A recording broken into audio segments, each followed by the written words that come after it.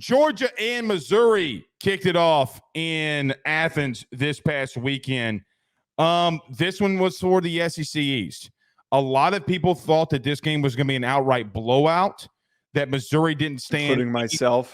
Including yourself. A lot of people thought that Georgia was just going to waltz in there and beat the dog crap, pun intended, out of Missouri.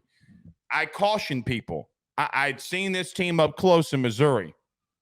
Joe, a minute ago, I said I do wonder if there could be a chink in the armor against Georgia defensively.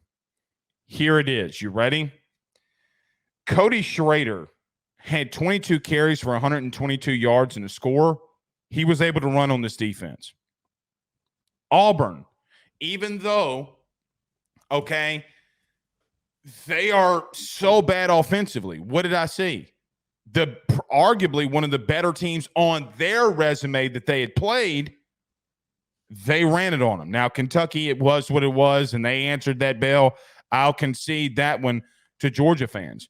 But you mean to tell me if Brady Cook can get outside the pocket and make things happen with his legs, are you going to convince me that Jalen Milroe can't? They do have issues with teams that if they can find ways to run the football, I don't know how good they are in that interior of that defensive line.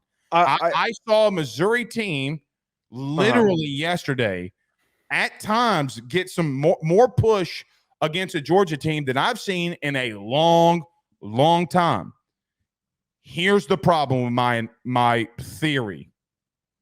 Next week or the next time they play a ranked opponent, hell, they're going to get a matchup against Tennessee. Tennessee's going to be a good little litmus test to see if they can run the football. And maybe I will be like, okay, I'll concede. But Cody Schrader having 112 rushing yards, it's not as if that you were just playing three-man fronts and back light boxes and backing everybody out. You were playing bump and run, man-to-man coverage on the outside, and you had dudes walking down in the box. Cody Schrader had one hell of a football game, and Brady Cook being able to scramble was a big deal in this one when he was able to use his legs. That was a lot of times when they scored, he was able to use his legs to get outside that pocket and make things happen. I think that there is visibly some issues with trying to contain quarterbacks when they scramble. And look, Brady Cook's a good athlete. It is not talked about. Jalen Milroe. He's not Jalen Milroe. He can run. He's pretty fast. I wouldn't be shocked if he's not like a 4.6 guy if he runs at the combine. But there is just to bring this back to Alabama because you brought it up, Auburn and Missouri's offensive lines are better than Alabama's. They're better than Alabama's offensive lines. Alabama's offensive line is problematically bad. They looked good against LSU because of the issues that we know that they were having with health and availability. Getting better, though. I just don't think that game plays out. I don't think that Alabama has as much ease running the football. I also think I didn't say Alabama in my take here. I know. Well, no, you did bring up. You said Jalen Milroe. You think that Jalen but Milroe I'm just saying run. That's the next real game. I'll use Joe Milton. Joe, they got Tennessee in a couple weeks. I'll use Joe Milton.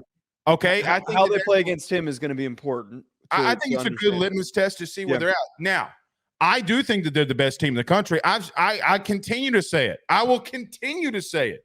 They had the best secondary in the country without question. And I thought Carson Beck, for a lot of the shit that he's been taking, okay, going 21 of 32, he did not play perfect. 254, 2 touchdowns. He does exactly what they need to do. He missed some very big throws, but he's found his receiver in Lad Mahonky. He has thrown really well. On a donkey. He has thrown really well, and I continually get more and more impressed by his performances and the composure that he shows despite, again, he doesn't have Brock Bowers. He's just finding that next guy. They got the run game going, which is really concerning for the rest of these SEC teams. But here's my big thing, and I understand that they didn't play a perfect game, and they did allow for Missouri to run the football, and they had a couple big passing plays that kept Missouri in the football game. I think that the sign of just true, utter dominance and elite football play is that when your defense can close out a football game, when your defense is the one who's closing out the game, it's not your offense who's grinding the clock out and running the football. It's your defense getting a pick and capitalizing on a bad mistake on a screen pass or whatever that one throw was where he threw to the defensive lineman. Is there anything better in the game than when a fat man gets a pick? No, there isn't. That was amazing. I wish he scored that touchdown. Oh that my God, hilarious. it was so great. It was so I could see his jelly rolls jiggling all the way to the end zone, and you know that he's getting ragged on for getting up there at the 5-yard line. Film today, the D-line coach was definitely giving him shit for not getting there. But hey, that big boy can move now. Oh yeah, hell yeah, he can. A lot of those guys can move. But to finalize my point here, they also get the back-breaking finalizing interception on that last drive. That to me, and they also got sacks late in the game when they needed to produce sacks. When you're not playing your best game, I say this a million times over.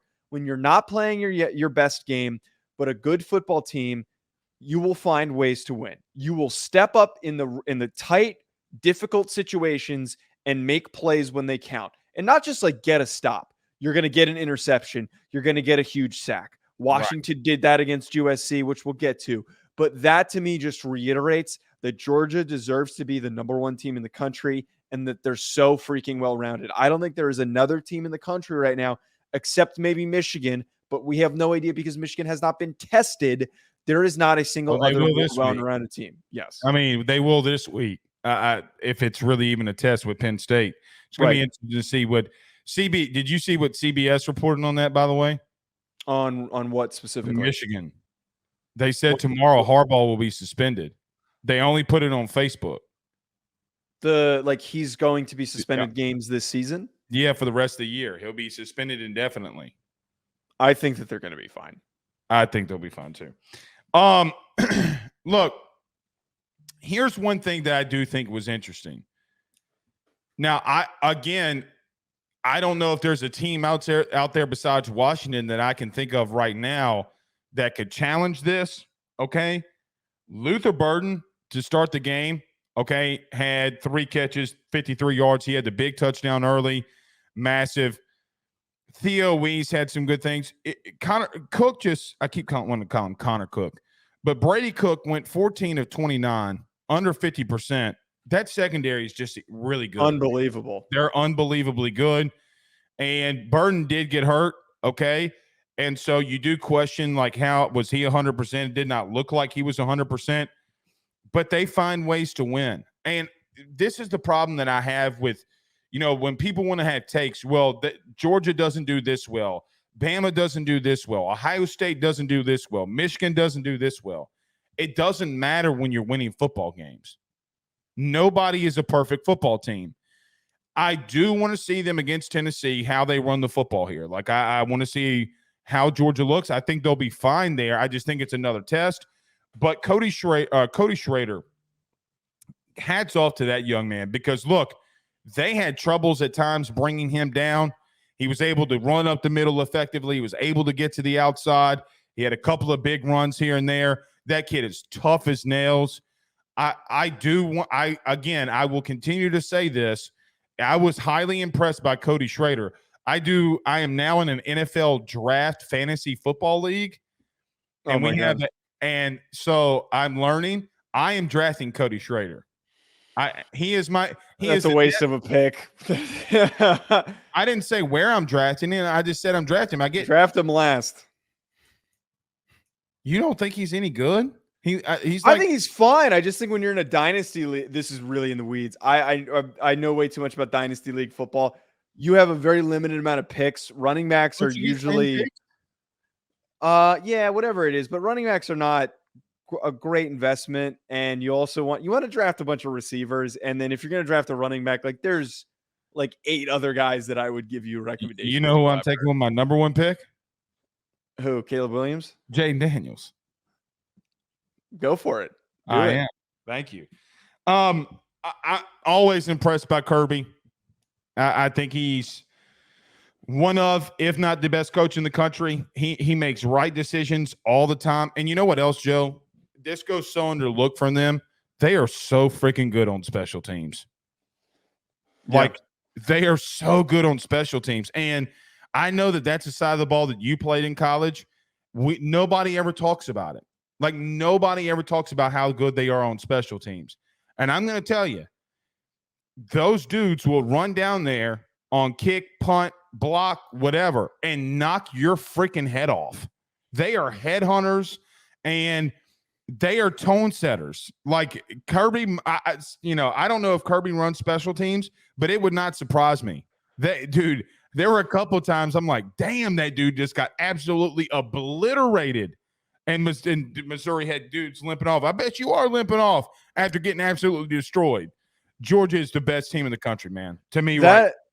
That is, not to cut you off. I know that you were just trying to wrap there, but that to me is always an indicator of a top team in the country is how well they play on special teams. Do they fly all over the field on punt return on punt and kickoff, and then do they just create big blocks on kick return and punt return? And you will always be able to truly understand the identity of a team based on what they do on special teams. And I completely agree with that take that you just had. Well, and here's another thing, okay, that I just wanted to throw out there. All right, is it shows that they give a shit, and they will always give a shit. Okay.